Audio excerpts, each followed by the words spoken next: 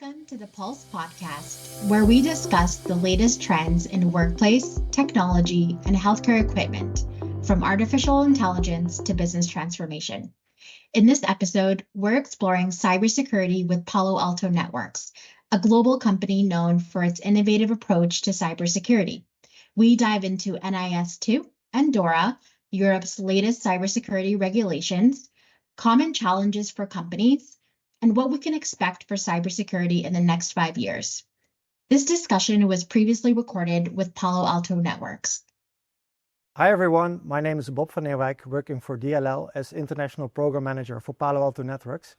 Today we are at Palo Alto Networks and I'm talking to Jeremy van Doorn. Jeremy, first of all, thanks for having us. Could you briefly introduce yourself? Yeah, of course, and thanks for coming over. So Jeremy van Doorn, I work as a pre-sales director for Palo Alto Networks, which means me and my team advise customers on what they can, what they cannot do in the world of cybersecurity nowadays. Palo Alto Networks is the number one player in cybersecurity, and that's because we have a lot of customers, of course, but we also defend them pretty much from A to Z. We always say we can do about 80% of the customer's needs in terms of cybersecurity, which brings a lot of benefits to our customers, because they can train their people in one solution that defends a lot of their breadth. And we can defend cloud environments, we can defend desktops, we can defend their own data centers and servers. So it's great to have all of those solutions in one vendor, because they all integrate natively and that you have the benefit of single training. Thank you. The reason we're here today is the new cybersecurity regulations that are already live, NIS2 and DORA.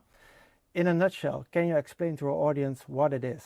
Yeah, sure. So, they're both quite closely aligned. I think DORA is the most specific, which is focusing on the financial services. It's the Digital Operational Resilience Act, which means that anyone connected to financial services needs to have enough resilience in their service so that, in case something goes wrong, they can continue delivering that service because it's critical to the environment, to the population out there.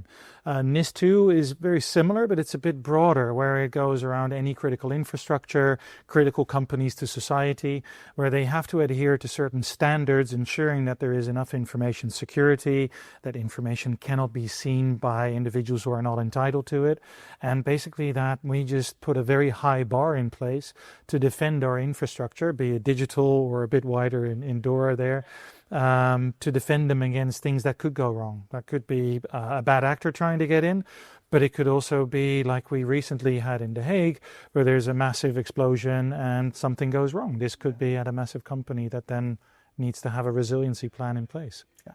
Okay. And we've done some deep dives, of course, on the regulations. What is the impact for companies when they want to be compliant with this new regulation? Yeah, we see it's quite a hefty impact on customers, because it seems like it's just another couple of regulations, but it also means you need to be aware of what your third-party suppliers are doing and how your whole supply chain is working into how you comply with this regulation. So we really advise customers to take this seriously, to hire some experts, and basically we say start with a gap analysis. Where do we need to be? Read those regulations, read them thoroughly, and ask the experts on how you interpret them, because some rules are open for a little bit of interpretation. So start with the gap analysis, and then make sure that you have a sponsored project by the board of directors or by the CEO to make sure that there's enough budget allocated to that there are enough people allocated, and that there is a regular inspection of how you're moving towards this. Make sure you get some professional help on people who can drive all of these programs for you. And how can Palo Alto play a role in this? Yeah, so part of the regulations are, of course, focused on cybersecurity. We are the number one cybersecurity player in the world. So we have a number of solutions that can help customers navigate the cybersecurity side of this. We have the traditional firewalls, but we also have SASE, for example, which allows you to get the security as close to the endpoints as possible, to the edge, which is part of SASE. And we also help customers with advice on how they can navigate the internal regulations. And that's a critical thing for us, because the mantra that we have is we want to be the cybersecurity partner of choice. And that means we don't just sell them solutions, we give them advice, and we work on how we actually get that customer into a compliant state for either NIS or DORA, and help them with that whole aspect of the new regulations. And when implementing cybersecurity measures, which things are often overlooked or forgotten? So when you look at cybersecurity and security as a whole, right, you are only as strong as the weakest link. And when you look at cybersecurity and the way that the world is moving now, there's a lot of utilization of artificial intelligence, which finds gaps in every possible area that you have. If you think about phishing, now there is vishing, smishing, there's all these sorts of areas, and AI is playing a part in all of them. So what we're seeing is customers are often struggling with defending against the full breadth of the attacks that they could possibly face.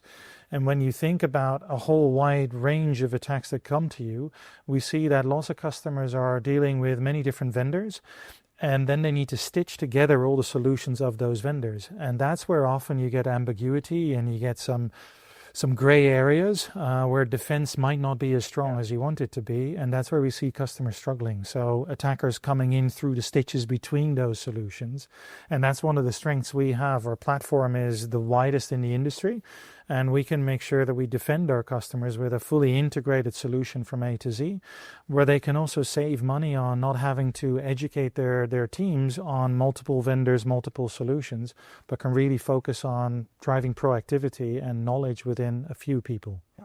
Okay. And what other challenges do customers have when acquiring cybersecurity solutions?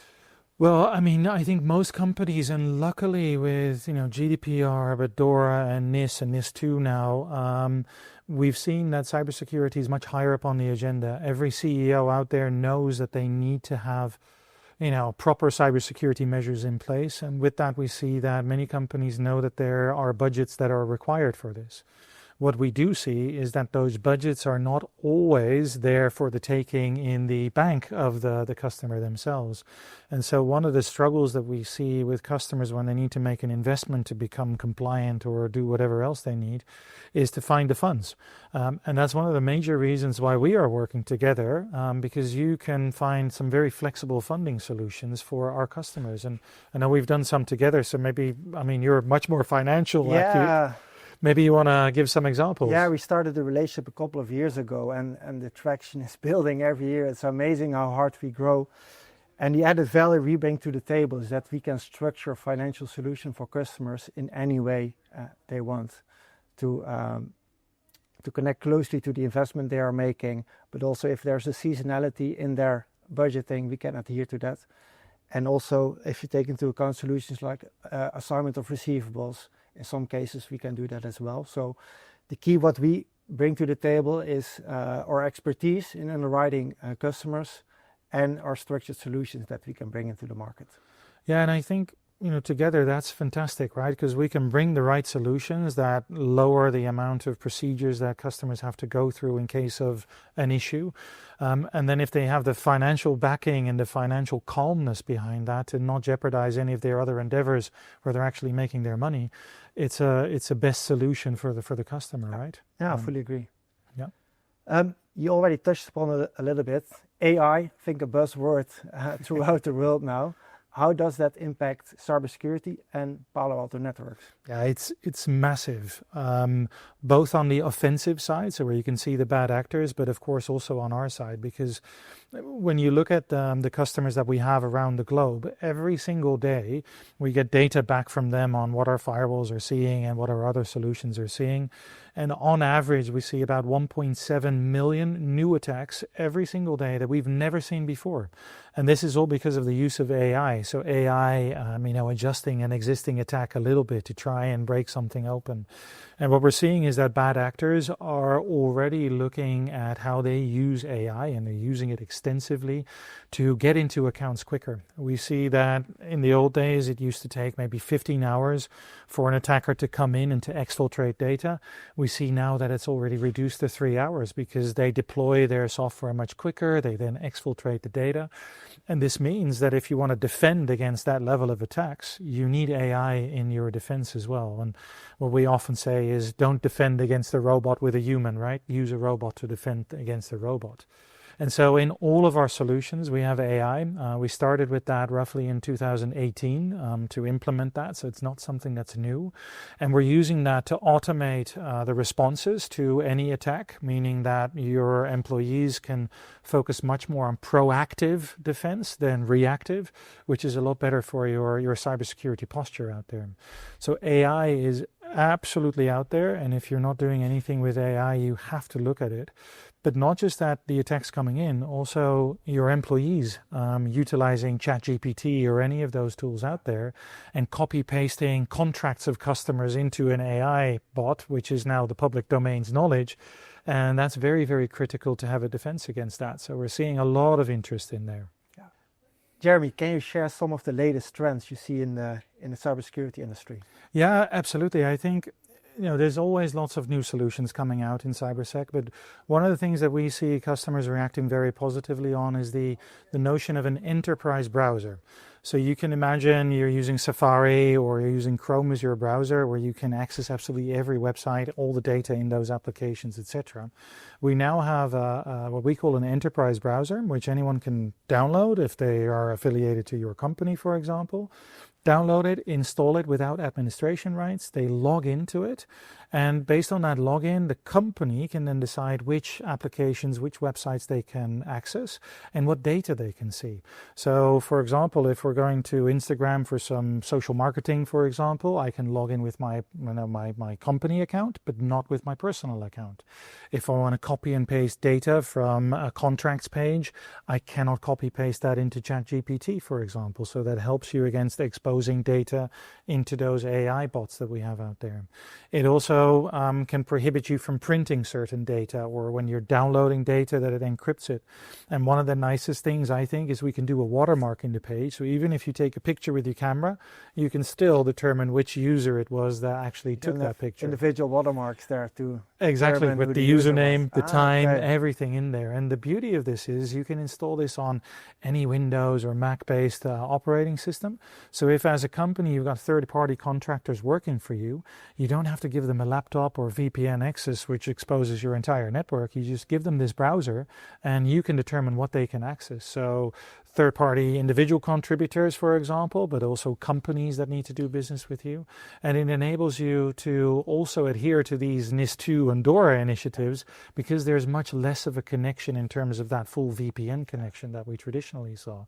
And you're already launching this in the market? It's already available, yeah. So some of our customers are using it. I'm using it on my laptop as the only browser I use, because with this, I do not have to have a VPN enabled or whatever. I can access any application I need to just from the simpleness of my browser, which is absolutely easy for the user and very controllable for the enterprise. So yeah, win-win. And how is it experienced in the market? What are the first results there from customers from you? Yeah, so we see our customers who are deploying this literally within minutes. So typically when you build up your VPN infrastructure, where they look at here is they define a policy, that's what's taking the longest time, but they say block anything.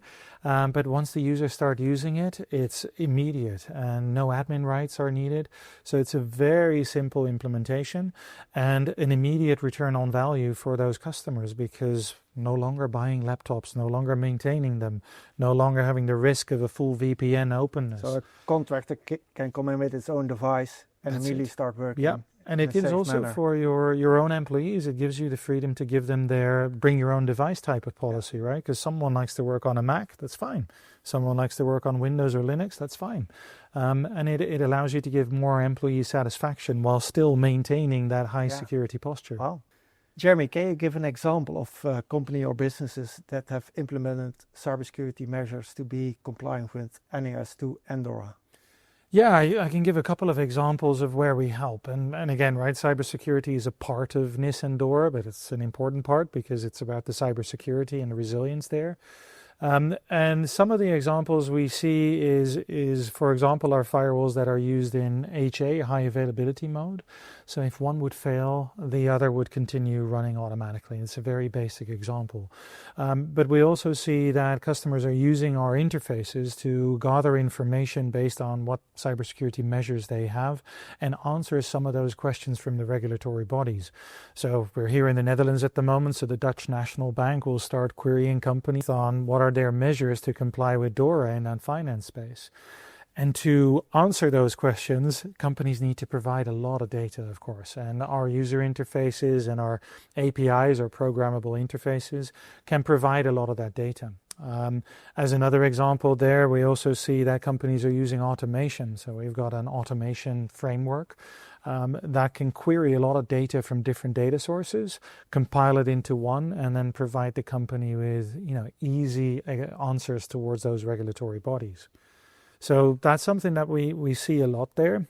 We also see, for example, when you take a look at NIS, when you look at healthcare, we see a lot of companies, or healthcare companies, so hospitals and the likes, where they don't really know what the devices are that they have inside them. We see very often surgeons get, either funded equipment, or they have their own budgets where they buy equipment connected to the local network with all sorts of risks. And what we can do for them as well is scan the entire environment by utilizing our firewalls and seeing what type of IoT or OT devices we have. And we've seen hospitals that found webcams connected to their networks that they didn't know the existence of. We've seen new equipment, right, which may not even have been tested thoroughly on cybersecurity connected to networks. And it's important that you know those things, because in the end, you are now required to deliver all of those answers to those regulatory bodies. And if you don't know about certain things, then how can you know that you'll be secure? Yeah. You obviously talk to a lot of customers. What concerns do you hear from them when they're trying to navigate these new regulations? Yeah, we spoke earlier a little bit about the different vendors that they have and trying to stitch them together. But this also comes out of a major concern that they often don't know where they have gaps or where they have vulnerabilities. And so what we often talk to customers about is attack surface management. So have a look at your entire, presence on the internet and see where you are vulnerable. We've got the known thing of CVEs, critical vulnerabilities and exposures. And what we can see there is that when there is a new CVE in whatever type of software out there, customers often don't even know that they have that version of software running. So if you have a tool that allows you to automatically know which versions you have and flag that it's vulnerable to you, it allows you to speed up responses to it and increase your cyber resilience again. So we can do that for customers, but that's a big fear that they have is, I'm secure on the areas I know, but what about the areas I don't know? And we see a lot of gray IT out there. If, for example, we have developers, but we don't give them the right tools, they often take their credit card, they go to Amazon, they open up a new environment. But how can you protect against it if you don't know it's there? And that's something that we can do, because we can see the traffic going there and then investigate what data is on there and see how they're potentially vulnerable. Another trend that we used in the office as well is Gen AI, like Copilot. Yeah. What are the potential threats coming from that, from employees using these kind of Gen AI tools? Yeah, it's a big thing at the moment, right? With lots of our companies or our customers going through hardware refreshes where you buy a new Microsoft with Copilot on it. And it means, of course, that employees can become more efficient in the way they work because they can use AI. But there's a lot of risk with how they use AI and what data they feed into that AI. So what we see with customers now going into AI is that they are very careful into allowing AI. But one of the problems we have is that we actually see that there are so many new AI engines popping up that it's really hard to say you can use that one but not that one, because tomorrow there might be a new one, and how do you know about it? So what we can do in our tools is say, okay, well, you can only use this one, and the other ones are all blocked until you actually specifically allow it. So what we've done within our company, our engineers are allowed to use AI to optimize their code, make sure it's secure. But we've made agreements with very few AI engines out there that yes, we can put our code in there, but it cannot be used for the wider domain, so that bad actors cannot get a hold of our source code and see where the weaknesses are. Yeah. And that's very critical. And you can do that when you're a legislative company. You've got contracts and you've got documents about how you're defending your customers, your clients. And all of that data is critical that it's good and that it's optimized to defend that client. But it's very bad if the public office, gets a hold of it, because then they know your defense. Yeah. So very critical that you take action on it. Absolutely make sure your employees can use it, because it brings a lot of efficiencies, but do it in a way that you can stay in control of your data and that you can maintain that high security posture. Okay, thank you. We already touched upon trends we see in the market. It's a very dynamic market, of course. No day is the same. In 5 years, where do you see the industry going in that space? Yeah, 5 years is a very long time, but what we're seeing at the moment is a lot of AI impact, meaning that there's a lot of actors now using AI, and we're seeing that increasing. And what is going to increase that even more is the upcome of quantum computing. And what we're already seeing with customers who send unencrypted data or even encrypted data across the internet, if they're sending that with non-quantum ready encryption algorithms, we actually say that once quantum computing is out there on the market, you have to see that data as being jeopardized and being open to the internet, because a lot of data is being cached already. People can then use quantum to basically unlock that data. So quantum is going to be really, really big, and we all need to start defending against that already. And what we're also seeing... What can companies do today to be ready for that? So one thing, whenever you transmit data, is make sure you have quantum-ready encryption algorithms running. They are available. All our products are using them already. But we also see some of our customers are still using older versions where it isn't integrated. So make sure you're up to speed with your patching and your versioning. And then you'll have quantum-ready encryption algorithms that can defend against that. So that's a really important first step. And then it's especially important because what we're seeing is also with a lot of geopolitical unrest. So we're seeing lots of geopolitical instability in the world, and that means that you've got well-funded hackers and nation-state actors, as we call them. There are commercial companies trying to get a hold of your data, and it means that we will see a big explosion of threats out there that are well-funded, that are commercially driven, or even funded by nation-states that we all have to defend against. And any company having, interesting IP is something that you need to defend against, because that's something that we will really see as a big impact. Great. Yeah. So I really want to thank you for having us today, and I look forward to working with you in the future. Thank you very much, Bob. Thank you.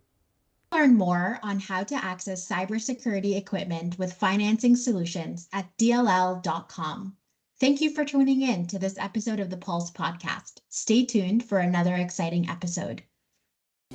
This podcast is brought to you by DLL Group.